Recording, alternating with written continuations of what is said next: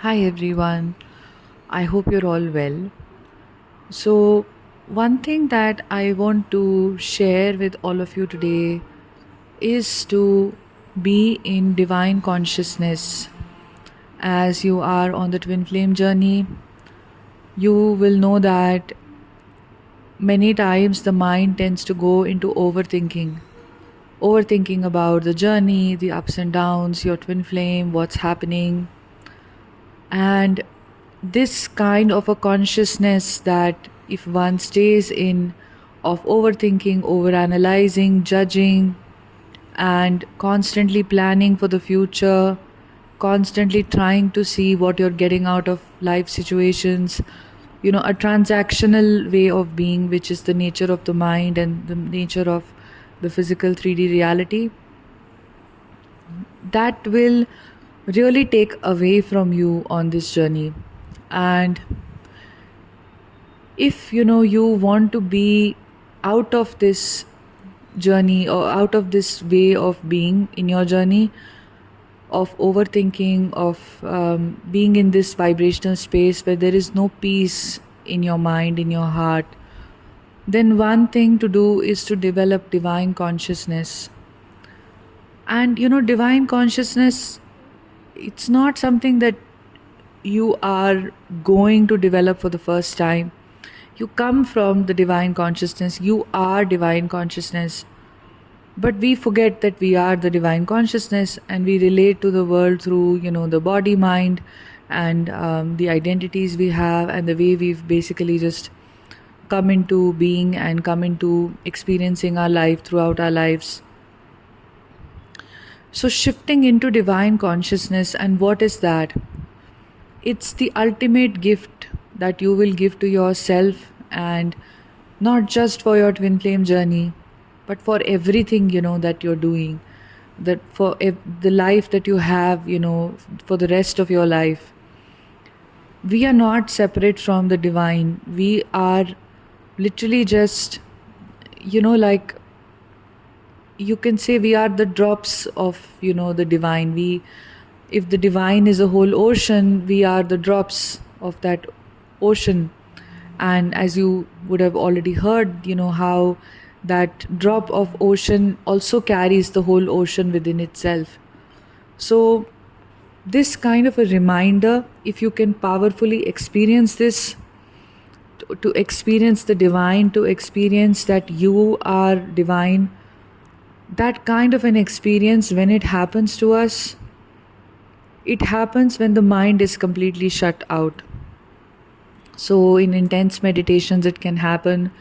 In intense devotion, it can happen. In the presence of an enlightened being, it can happen. In powerful places, it can happen.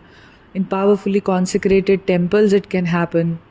Sometimes, when you're in an absolute state of non resistance in nature, it can happen. There are ample opportunities for it. There are millions and millions of ways in which this can happen.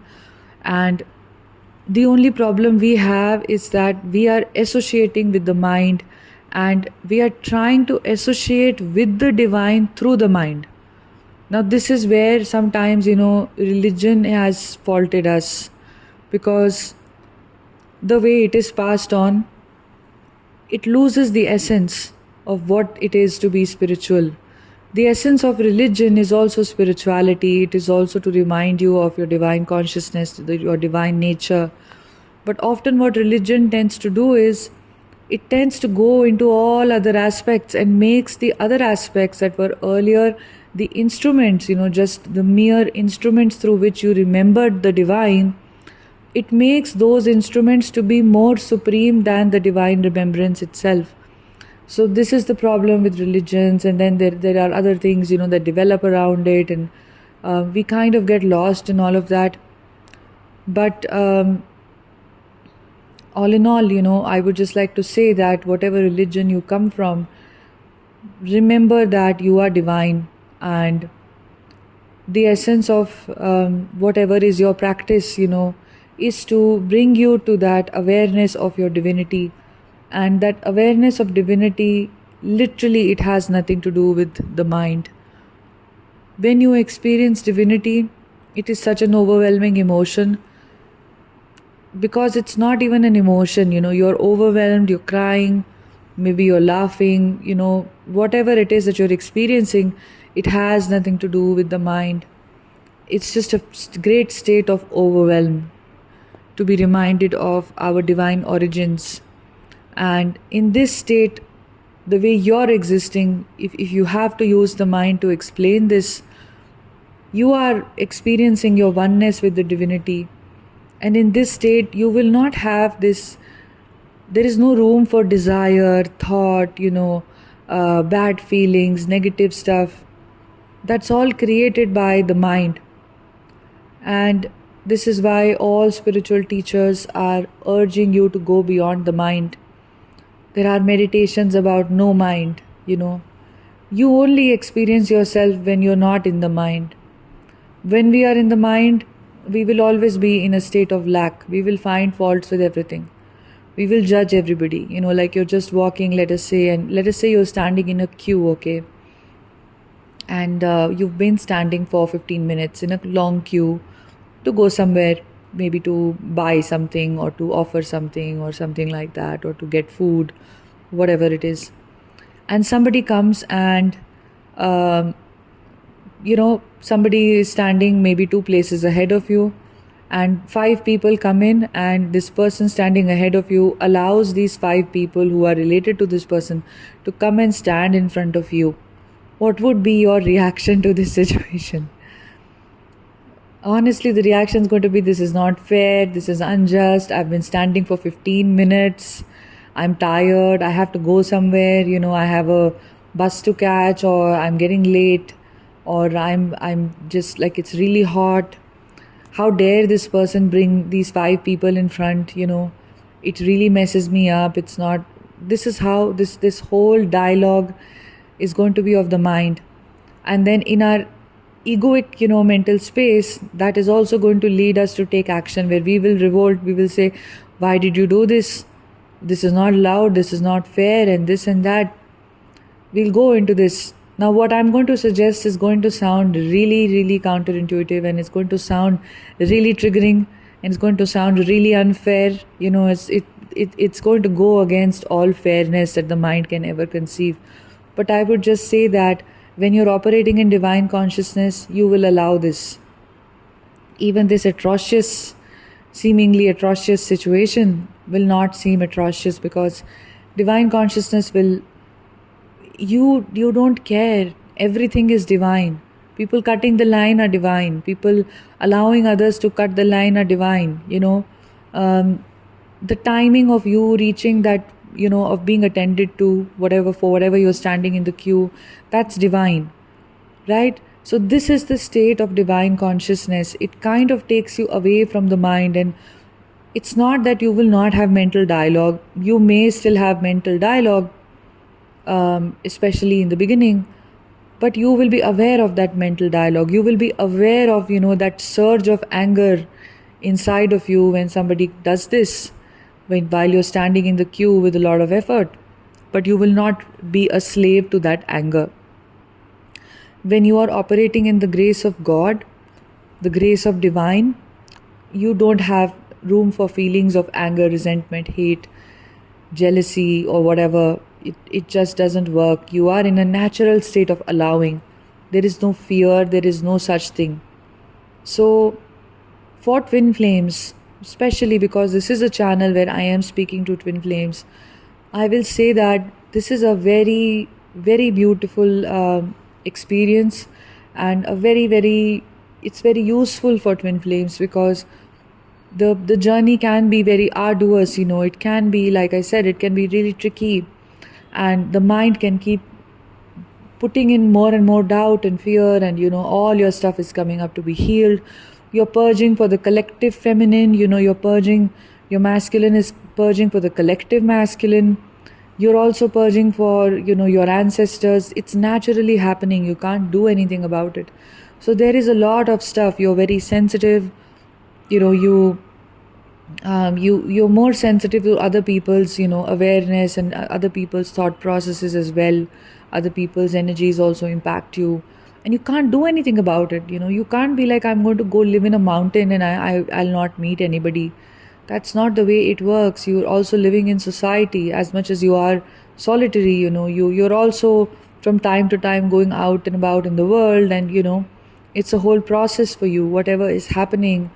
So because it's a journey like that, the easy way out is to be in this divine consciousness, and to, if you don't know how to be in this divine consciousness, and I know it is really difficult, if you don't have immense and intense faith in God, immense and intense, love, and you've not felt that grace of God within you and around you repeatedly, then it can be very difficult, to orient yourself around it, because then, the locus of your way of being is more in the mind and the thoughts and, the anxieties and the what ifs and all of that.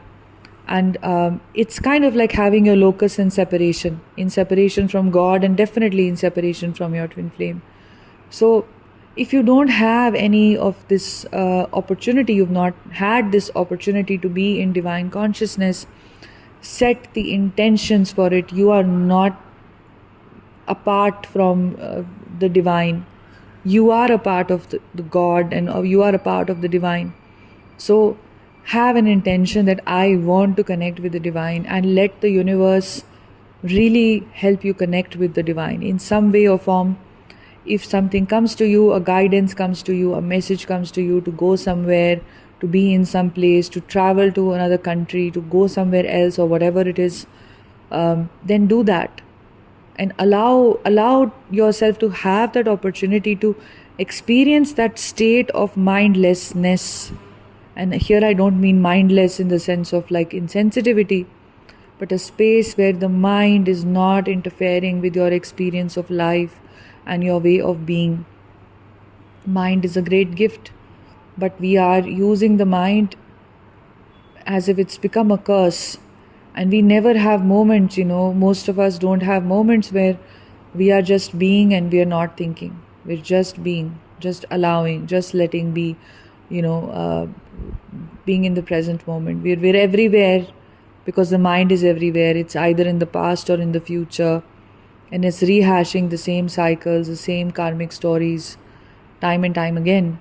So being in awareness is a great gift that you give to yourself, and connecting with the divine is a great way of being in intense awareness. It's not just mild, fleeting, awareness. It's intense awareness that I'm speaking of, that the divine gifts to you. The divine is not some, being who is sitting in another dimension or something like that. Everything is divine, and everything is of the divine, including us. So the only problem we have is we are not perceiving, the divine, because of the thoughts and the way we are conditioned and everything, and the way we are kind of operating from the same, patterns and cycles and stuff. We believe that to be the truth. But you're awakening when you say, I am awakening as a twin flame, or I am awakening as a spiritual seeker. Your awakening is this, that this whole programming and patterns and all of that, that's not me. That's just not me.